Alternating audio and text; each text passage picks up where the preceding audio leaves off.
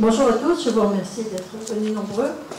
Et je pense que le sujet est important, puisque non seulement il nous affecte nous, il y en a partout des perturbateurs endocriniens, mais ça peut affecter notre descendance, y compris jusqu'à plusieurs générations. Alors que nous pouvons faire certaines choses personnellement, et nous pouvons faire certaines choses ensemble. Alors je vais essayer de ne pas être trop, de rentrer trop dans les détails, et notamment de ne pas être trop chimique. Hein. J'ai essayé d'éviter. Et si jamais c'est trop long, vous me faites comprendre. Sinon, on essaiera de mettre ça dans les questions.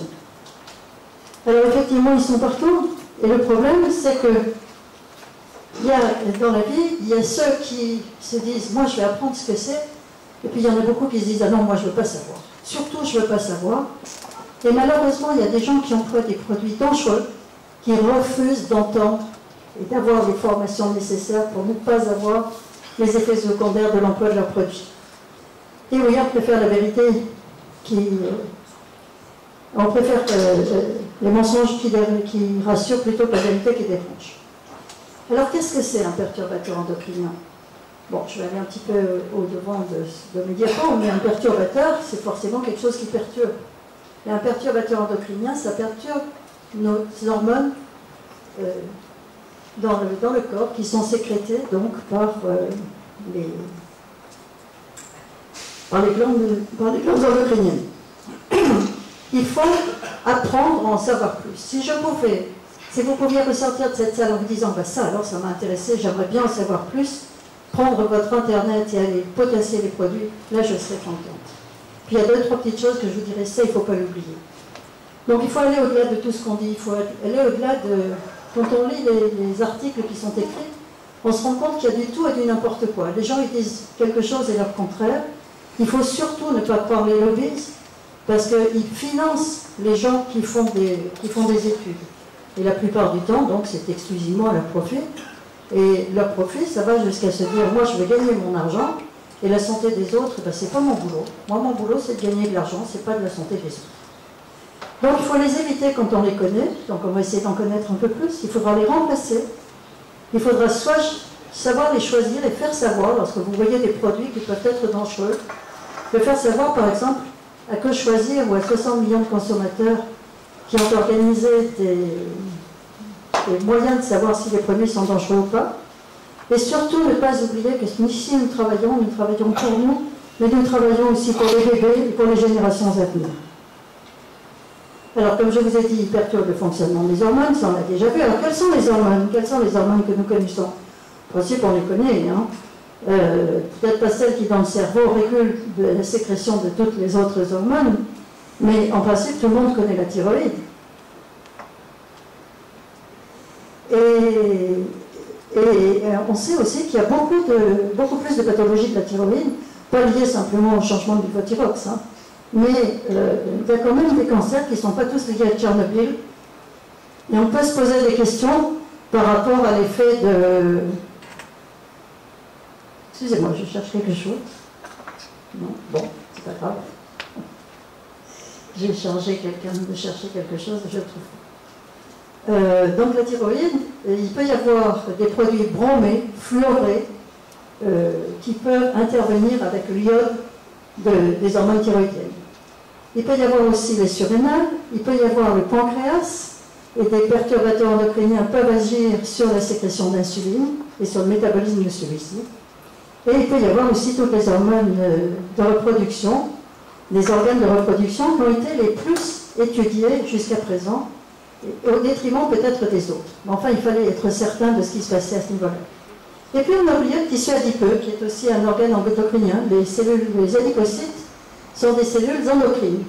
Et sachant que la plupart des perturbateurs endocriniens sont lipophiles, autrement dit qui aiment la graisse, eh bien ils vont aller se réfugier dans les cellules graisseuses, d'où ils seront relargués petit à petit. Et c'est là qu'il y a une autre chose qui nous intéresse, c'est que la dose ne fait pas le poison. Au XVIe siècle,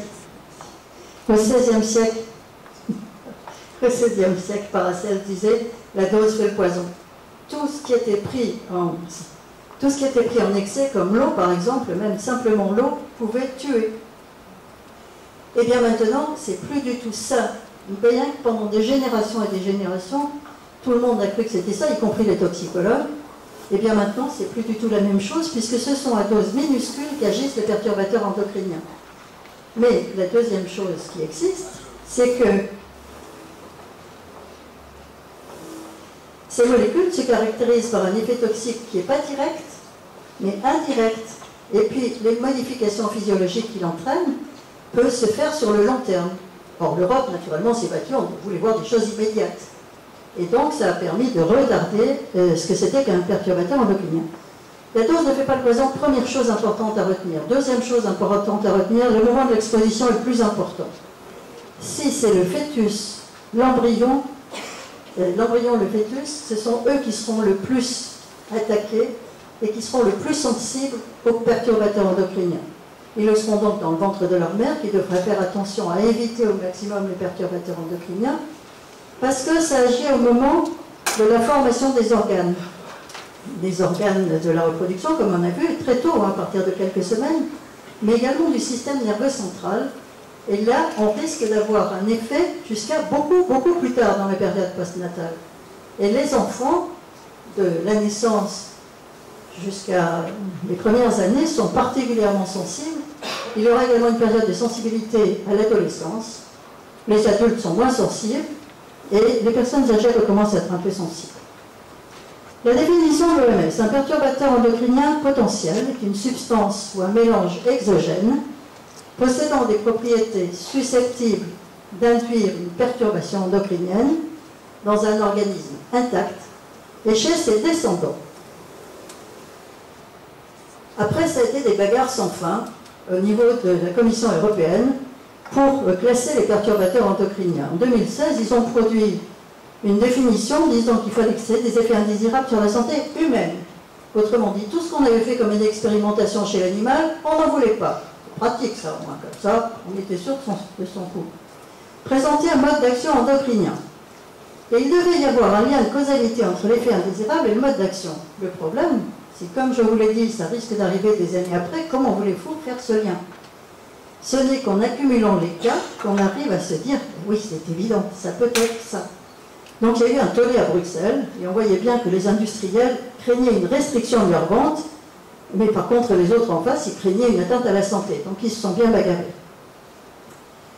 En 2018, après plusieurs interventions, il y a eu un règlement qui est paru le 20 avril, qui entérinait des critères scientifiques pour identifier une substance phytopharmaceutique comme perturbateur endocrinien. Alors sachez qu'une substance phytopharmaceutique, c'est le nouveau nom de pesticide. Parce que dans le mot icide, herbicide, insecticide, etc., vous avez le mot cide, qui veut dire tuer. Alors là, c'est beaucoup mieux de dire je soigne mes plantes. C'est un produit phytosanitaire. Donc je continue, une substance active, un phytoprotecteur ou un synergiste est considéré comme un PE, un perturbateur endocrinien, pardon, s'il présente un effet indésirable chez un organisme intact ou chez ses descendants. Ça y était. Elle altère là où les fonctions du système endocrinien, ça y était. Et l'effet indésirable est une conséquence du mode d'action endocrinien. Ça serait valable pour les biocides. Pas un mot en ce qui concerne les autres perturbateurs endocriniens. Alors, la dernière définition attendue, parce qu'il y en a d'autres, on n'est pas encore tout à fait content, on voudrait qu'il y ait un classement qui soit fait pour tous les perturbateurs endocriniens, qui a été proposé comme la France, avec une même classification que pour les produits qui donnent le cancer. C'est-à-dire certains, supposés ou éventuels. Je ne sais pas les termes exacts, mais je vous les redonne tout à l'heure. Avant de continuer, je vous donne deux exemples que vous connaissez très bien. Le distilbène. Le distilbène, c'est un perturbateur endocrinien, mais qui a agi à grosse dose, à dose thérapeutique. C'était un produit qu'on donnait aux mamans qui risquaient de perdre leur bébé. Et il en est ressorti des conséquences extrêmement néfastes pour les jeunes filles, qui ont eu des cancers du sein très tôt, des cancers du col de l'utérus, des cancers de l'utérus, et des malformations de l'utérus. Tandis que les petits garçons avaient des malformations du pénis, l'urètre, au lieu de s'aboucher au bout, s'adressait beaucoup plus loin, beaucoup plus près du pubis, et les testicules descendaient moins, Et il y avait, on se rendait compte plus tard, mais des années plus tard, que les testicules ne remplissaient pas leur fonction au niveau des sécrétions et des spermatozoïdes. La deuxième génération, c'est surtout les garçons qui ont été atteints avec les mêmes malformations, les filles en ayant moins, peut-être encore quelques cancers précoces. Et là, enfin c'était la troisième génération déjà, et là nous attendons la quatrième génération, dont on espère qu'il n'y aura plus d'implantes. On approche de l'épigénétique, c'est-à-dire que ce n'est pas simplement les chromosomes qui transmettent quelque chose, mais des produits peuvent agir sur le génome, sur ce qui constitue autour des chromosomes, et où il y a des espèces d'interrupteurs qui permettent de faire marcher ou d'éteindre quelque chose qui donne une maladie ou qui empêche que cette maladie arrive. Et on pense que ça peut arriver notamment dans l'arrivée de l'obésité. Donc il y a beaucoup de raisons, comme nous allons le voir bien sûr, comme vous le savez. La dose de perturbateurs endocriniens ne faisant pas le poison, qu'est-ce que ça veut dire, les doses maximales admissibles par kilo et par jour de produits dont on sait qu'ils sont toxiques? Un intérêt, ça permet d'éviter les intoxications, notamment chez ceux qui manipulent les pesticides, par exemple. C'est le seul intérêt, d'ailleurs. Parce que comme les perturbateurs endocriniens n'interviennent pas en site, il faudrait qu'il y ait une dose maximale zéro. Mais seulement, ceux qui produisent ces produits, ils ne sont pas d'accord. Donc, ils se retranchent bien derrière cette définition dont on aimerait bien qu'elle change, qu'on change un peu. Où est le principe de précaution devant les risques qui sont inutiles pour la santé? Où intervient le mot finance, le motif financier? Eh bien, il y a assez de lobby à Bruxelles pour qu'on s'en doute un peu, puisque il y a quelques années devaient se prononcer 18 personnes expertes.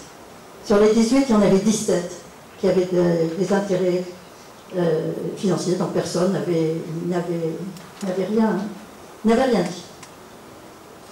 Alors, ça risque d'être encore utilisé faute d'alternatives économiquement aussi intéressantes. C'est ce qu'ils disent. Ils disent aussi, mais si on n'y a plus notre produit, ça va faire des emplois en moins, alors attention. Hein. Et parfois ça marche, donc on ne fait rien.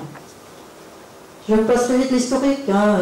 On s'est d'abord rendu compte que les aigles royaux, les aigles chauves des États-Unis disparaissaient, alors qu'ils volaient près de grands lacs où il y avait des industries qui relarguaient leurs produits dans le lac. Leurs œufs devenaient si fragiles, leurs coquilles devenaient si fragiles, que les mères, se mettant sur leurs œufs pour les couver, les brisaient. Et donc il n'y avait plus d'aigles royaux. La même chose a été vue pour la disparition d'oiseaux, aux États-Unis aussi, des abeilles, comme vous le savez tous, et ce n'est pas simplement le varroa, mais ce sont des insecticides employés par ailleurs. Les insectes, il y en a 80% de moins en Europe actuellement. C'est énorme. Il n'y a plus un seul insecte sur les pare-brises. Avant, lorsqu'on faisait la Nationale 7, on avait un pare-brise complet. Les coquelicots et les fleurs des champs ont volontairement disparu avec les herbicides. Et maintenant, il y en a qui essayent de les remettre, y compris à La Réunion. Et c'est extraordinaire. Voilà. Alors, les pesticides comprennent les produits phytosanitaires dont je vous ai parlé et les biocides, qui sont des désinfectants, des produits de protection, des produits de lutte contre les nuisibles et d'autres produits que vous utilisez à la maison, à l'intérieur. Et autant en profiter pour vous dire qu'à l'intérieur, il se passe tellement de choses qu'il faut aérer tous les jours, quelle que soit la température, pour lutter contre les poussières et certains pesticides ou perturbateurs endocriniens qui y sont. On l'a déjà vu. Ça, c'était pour vous montrer les sécrétions endocrines du tissu adipeux. Peut-être qu'on va passer. Alors, comment est-ce qu'ils agissent? Ils agissent quand on les mange, quand on les boit, quand on les respire, et par voie cutanée, et enfin par le placenta. Donc vous voyez, on peut en avoir par tous les côtés. Ça, c'est une petite chose pour vous rappeler que ceux qui gagnent, ce sont les lobbies, et ceux qui perdent, ce sont les malades. Mais pas que les malades. Ceux qui perdent, ceux qui vont devenir malades. Les femmes enceintes, les embryons, les fœtus, et nous tous, finalement. Vous arrivez à lire ou pas? Non, peut-être un peu petit. Les symptômes. Donc, je vous ai dit, on a beaucoup travaillé sur les glandes sexuelles et reproductrices, les troubles de la puberté, la diminution de la fécondité et les anomalies physiques, mais on a peu abordé jusqu'à présent les pathologies métaboliques et neuropsychologiques, et pourtant elles sont extrêmement importantes. Beaucoup ont été vus auprès des endroits où on épandait des produits pesticides, notamment près des champs de Monsanto, et on se met à étudier les autres pathologies qui sont c'est très intéressant. Donc je vais essayer de ne pas être ni trop inquiétante, comme certains m'ont dit, ni trop long. On peut avoir des effets sur le système reproducteur féminin. On a même mis l'endométriose qui pourrait être secondaire à des perturbateurs endocriniens, des kystes de l'ovaire, une atteinte de fertilité qui sera plus importante chez l'homme, et des grossesses non menées à terme. Système reproducteur masculin, comme je vous ai dit, c'est la qualité et la quantité du sperme. Il faut savoir actuellement qu'un homme a 50% de moins de spermatozoïdes que son grand-père. Alors vous me direz, il y a d'autres causes, il y a la chaleur, il y a etc. Non, ça a été prouvé chez l'animal, ça a été prouvé par bien des études, et malheureusement, les perturbateurs endocriniens, ils sont pour quelque chose. Et il y a les deux anomalies dont je vous ai parlé tout à l'heure, les testicules qui ne descendent pas, l'hypospadias, l'urètre anormalement accouché. Et puis il y a des troubles de la testostérone aussi qui diminuent. Oui? D'accord. Il y a aussi pas mal de cancers hormonodépendants, le sein, l'utérus, l'ovaire, les ovaires, les testicules, la prostate dont je vous ai parlé tout à l'heure. Les cancers de la prostate se sont vus énormément aux Antilles avec la chlordécone qui tue les charançons des baleiniers. Là aussi, si vous voulez, dans la discussion, on pourra en reparler parce que c'est intéressant. Les anomalies du développement, dans des anomalies chez le bébé, prématurité, augmentation donc des cas d'infirmité cérébrale, du faible poids de naissance et des troubles d'apprentissage. Et alors après, on a vu aussi des cas de troubles envahissants du développement, que j'avais mis 2 fois par hasard. Une baisse de QI jusqu'à 6-7 points, mais qui peut être beaucoup plus importante, jusqu'à plus de 15 points. Et une augmentation de troubles de l'attention, d'hyperactivité de l'enfant. Alors, on en reparlera après de ces effets sur l'obésité et le diabète, mais l'effet des hormones sur les organes tels que le tissu adipeux, le foie, le pancréas, les muscles leptiques, eh bien ça perturbe cet équilibre glucido-lipidique et ça participerait au développement de l'obésité, puis de la résistance à l'insuline, puis du diabète. Donc vous savez que nous avons un pourcentage important de la Réunion, puisqu'une personne sur 10 est diabétique ici. Alors, les perturbateurs endocriniens peuvent être produits intentionnellement pour leur effet hormonal. Ce sont par exemple les contraceptifs ou les hormones utilisées dans le traitement de la stérilité. Ça peut être principalement des substances chimiques de synthèse. Et il y a des dizaines et des dizaines de milliers de produits qui ont émergé depuis les 40 dernières années, 50 dernières années. Alors, ça peut être des plastifiants, le bisphénol A ou des phtalates, des dioxines, donc des produits qu'on retrouve dans les transformateurs, comme le pyralène, des hydrocarbures aromatiques polycycliques ou des retardeurs de flamme. Et il y a enfin les composés naturels, comme les phytoestrogènes qu'on trouve dans le soja, ou pour protéger certaines cultures. Alors, quand on les connaît, il faut éviter les pesticides, les plastiques, les cosmétiques, les métaux lourds et d'autres, dont des produits perfluorés, polybromés par exemple, qui interfèrent avec l'iode et donc qui agissent au niveau thyroïde. Les pesticides, nous sommes le 1er avril, alors je me suis permis de faire un petit clin d'œil à un mangeur de pommes. Par contre, vous avez ici une très belle étude qui date de 1976, je pense, qui est de la DAF, et qui a fait une étude sur l'emploi des pesticides chez les agriculteurs, de Cannes en particulier, et sur la manière dont ils voyaient l'utilisation ultérieure, l'utilisation actuelle. Malheureusement, on se rend compte qu'il y en a beaucoup qui refusent l'information et qui n'écoutent pas et qui disent « nous faisons comme nous avons l'habitude de faire ». Nous avons malheureusement la 2e place d'utilisation, triste trophée, d'utilisation du glyphosate à La Réunion. Mais il y a pire encore. C'est que, alors le glyphosate, il n'y a pas que le glyphosate qui est mauvais dans le Roundup et dans tous les produits qui le ressemblent. il y a son adjuvant, le POEA, le polyoxyéthylénamine, qui est très toxique, beaucoup plus toxique que le glyphosate. Donc c'est facile de dire le glyphosate, mon glyphosate il n'est pas du tout toxique. Mais on n'a jamais fait les études avec les deux. C'est quand même un comble. Et là, alors les produits phytosanitaires, vous savez, vont être interdits aux particuliers. Ils le sont depuis le 1er janvier. Et comme vous voyez, il y en a qui en ont profité. Venez donc faire vos provisions. Le glyphosate n'est pas un organochloré. Le dicamba n'est pas son cousin, comme on lit dans beaucoup d'articles. Ils ont des formules totalement différentes. Et le gros problème, c'est que si le dicamba, qui malheureusement existe déjà à La Réunion, existe, il serait beaucoup plus toxique que le glyphosate encore, que les produits contenant du glyphosate. Donc il faudra qu'on fasse attention parce que ce sont des produits bichlorés et qui risquent de faire comme le DDT ou la chlordécone, c'est-à-dire rester jusqu'à 600 ans dans les terres, comme le chlordécone. Alors, les fruits et légumes, donc naturellement les fruits et légumes vont en recevoir, et ceux de La Réunion ne sont pas épargnés.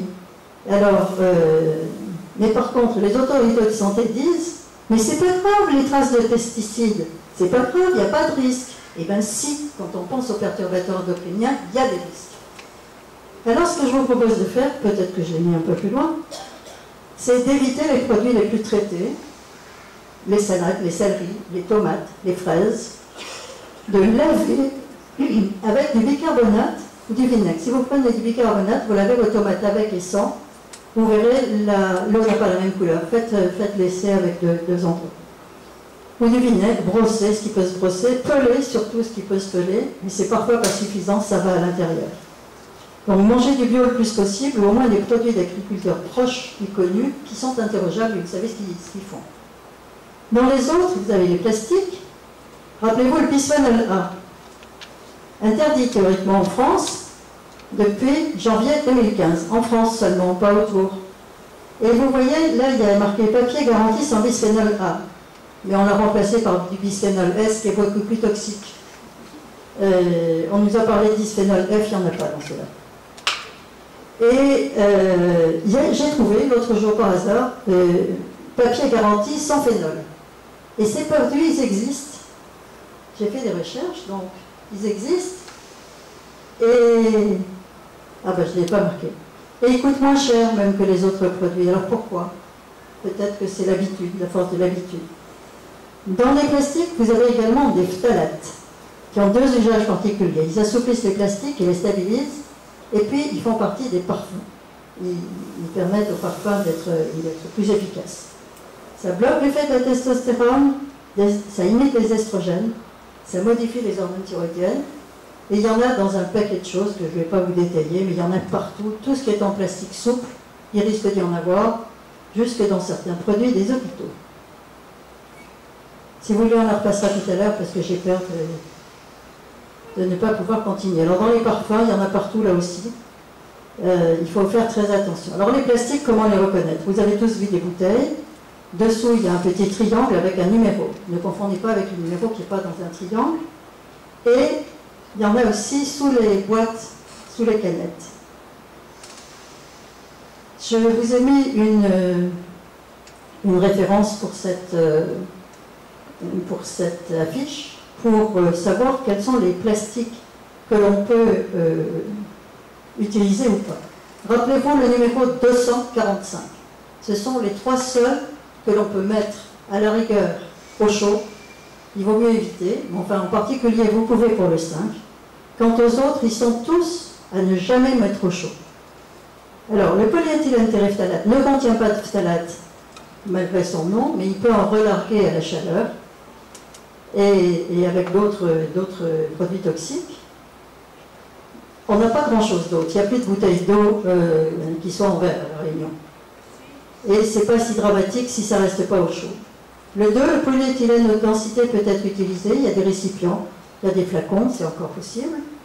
Le 3, le polychlorure de vinyle, c'est des films étirables moins chers. Surtout n'achetez pas ceux-là, achetez ceux qui sont en polyéthylène basse densité, qui eux sont possibles à utiliser.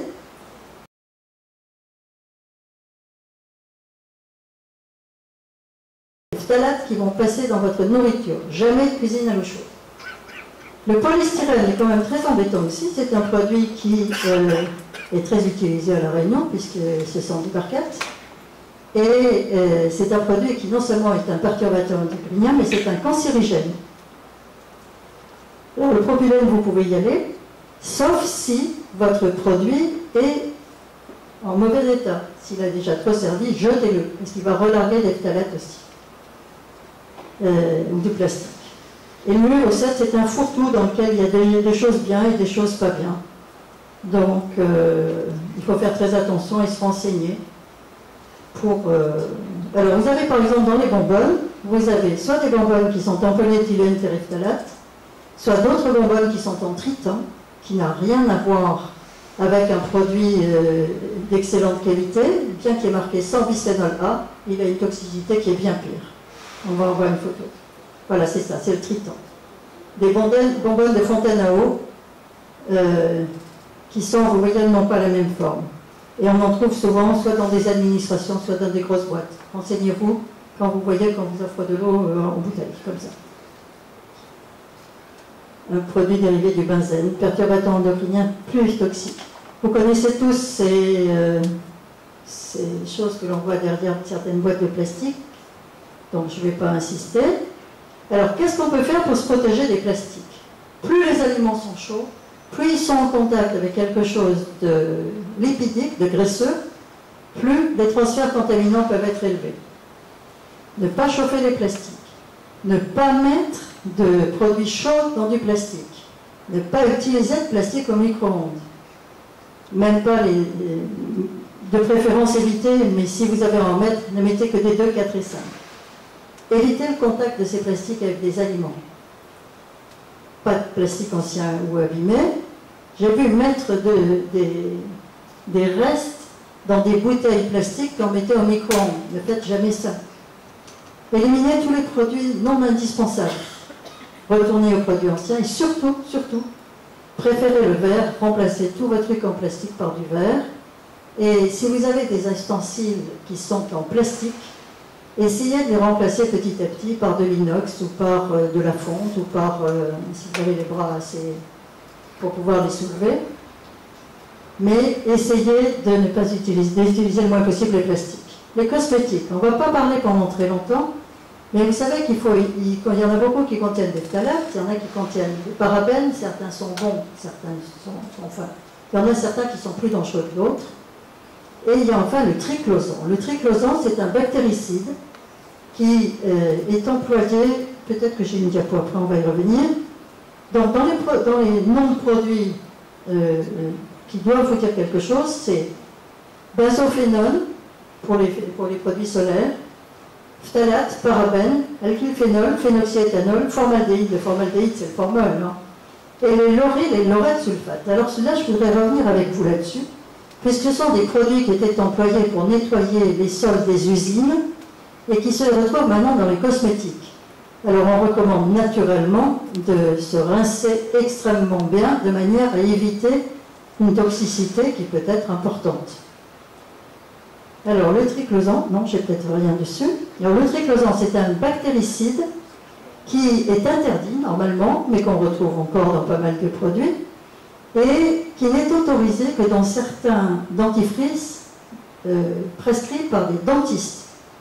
Mais on en retrouve malheureusement là-dedans et dans d'autres produits, y compris pour des produits pour des adolescents, pour mettre sur la peau. Donc vérifiez toujours la composition des produits que vous utilisez pour vous ou pour vos enfants. C'est important. Alors, le vernis à ongles, 74% au moins contiennent des perturbateurs endocriniens. J'ai cherché des vernis à ongles bio, ça n'existe pas.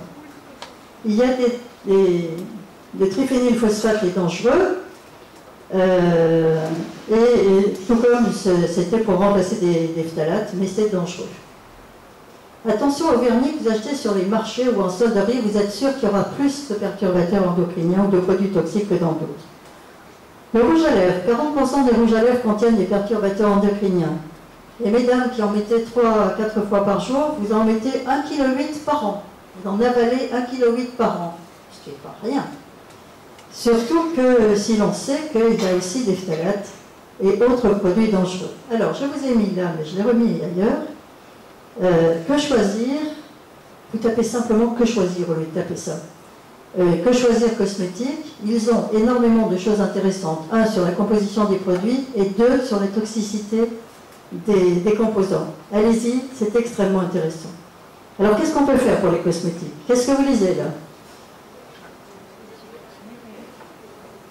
Eh bien, vous avez des très bons yeux, parce que c'était écrit exprès tout petit, parce que c'est comme ça que sont écrits les produits sur les cosmétiques.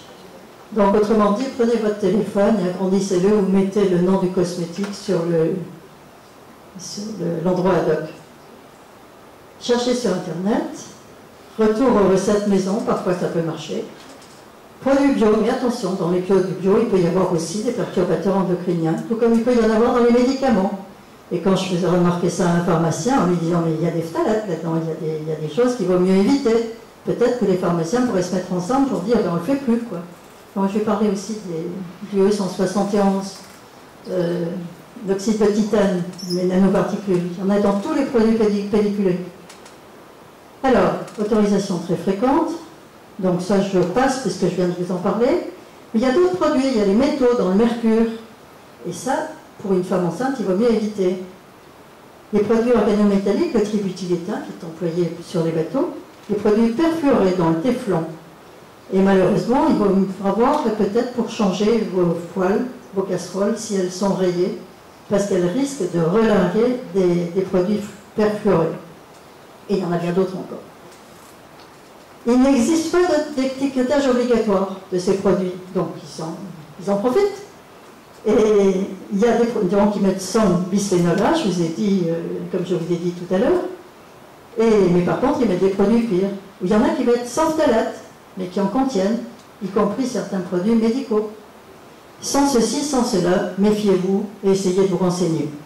Il y a des conflits d'intérêts énormes entre les gens qui fabriquent les produits, la communauté scientifique compétente, 18 000 membres spécialistes du système hormonal quand même, et Bruxelles qui s'appuie sur les études des lobbies, les lobbies qui cachent les autres études. Je vous ai parlé des gens qui ont des conflits d'intérêts terribles. Diminuer les perturbateurs endocriniens. Il y a des gens qui ont fait des expériences pilotes. Dans 2 garderies de Lausanne, on a essayé de limiter tout ce qui était possiblement perturbateurs endocriniens, les jouets mous notamment, les produits de nettoyage, les couverts, les emballages plastiques. On a tout remplacé par des équivalents non toxiques. Impossible d'éradiquer tous les perturbateurs endocriniens. Ils essayent d'être rassurants quand même, parce que si on fait peur à tout le monde et on n'arrive plus à rien, plus personne ne fait rien. Et ils étendent ça au cercle familial. Il y a également quelque chose que je ne vous ai pas marqué, mais il y a des maternités qui se sont mis à refuser de donner la fameuse petite boîte rose qu'on donnait à l'enfant qui quitte la maternité, où il y avait des tas d'échantillons de différents industriels, dans beaucoup de perturbateurs endocriniens, et ils ont fait leur propre petite mallette rose, qu'elle soit rose ou non, avec des produits qui ne contiennent aucun perturbateur endocrinien. Il y a plusieurs personnes qui ont fait comme ça des choses pour diminuer. Au niveau gouvernemental, nous en sommes à la 2e stratégie nationale sur les perturbateurs endocriniens. L'Agence de sécurité sanitaire, l'ANSES, doit dresser une liste de perturbateurs, de substances perturbatrices endocriniennes qui contiennent tous les perturbateurs endocriniens classés en 3 catégories: suspectés, présumés et avérés. Et on voudrait que ça soit comme ça dans toute l'Europe. Ça nous a été refusé en 2016. Mais on insiste, on tient le coup et on essaye encore. L'ANSES devra définir une liste scientifiquement robuste et partagée avec les autres États membres, c'est ce que je viens de vous dire, avec une définition identique des perturbateurs endocriniens dans toutes les réglementations, y compris les cosmétiques, les jouets, les emballages alimentaires, dont je n'ai pas parlé, pour permettre une gestion européenne de ces substances, et on ne dise plus « Ah oui, mais moi, j'ai une autorisation », parce qu'en 2017, il y en a beaucoup qui avaient dit « Ah mais moi j'ai besoin d'être exclu de la liste parce que c'est normal que j'ai un effet endocrinien. Alors vous m'enlevez de la liste, vous me permettez de continuer. Et là heureusement quand même ça n'a pas été accepté. Voilà. Il y a une timide mobilisation d'un produit de consommation courante, c'est pas évident, mais ça vient petit à petit. À La Réunion, il y a des belles choses qui se passent. D'abord, il y a moins de pesticides, et notamment, conformément au plan national éco-phyto, il y a des réseaux de fermes qui concernent la canne et les mangues, et un réseau qui concerne la canne et le maraîchage pour diminuer les pesticides. On a obtenu déjà des résultats avec une diminution de 50 à 70%. Ce qui était très intéressant, et les agriculteurs sont très contents. Ça c'est une anecdotique, mais ailleurs en Bretagne, cette poule, elle attrape les frelons asiatiques. Il y a beaucoup de frelons asiatiques ici, mais par contre les poules normales, ça ne marche pas du tout. Hein. Il faut vraiment celle-là. Ah oui, donc avant de terminer, je voulais vous dire qu'il y a d'autres choses qui peuvent être faites, et notamment il y a énormément de personnes qui commencent à vendre du bio et à faire du bio, et se rendent compte que finalement ça marche bien. Il y en a qui sont très contents, ils ont réussi à éliminer tout herbicide, et ça marche très bien, c'est pas du tout moins rentable. Alors, comme nous sommes le 1er avril, je vous ai mis ceci pour vous dire que nous pouvons agir contre les gros prédateurs. Autrement dit, que nous sommes libres de nos choix. Nous ne sommes pas obligés d'acheter tout. On peut choisir quelque chose qui n'a pas de perturbateur endocrinien plutôt que quelque chose qui en a, dans la mesure du possible, bien entendu. Et comme nous savions déjà qu'il ne fallait pas que nous mangions des gros poissons parce qu'ils ont mangé des poissons moyens, etc. Il faut manger des petits poissons, mais là, vous voyez, c'est les petits poissons qui arrivent à faire quelque chose. Je vous remercie de votre attention. Je vous dis c'est à vous de parler.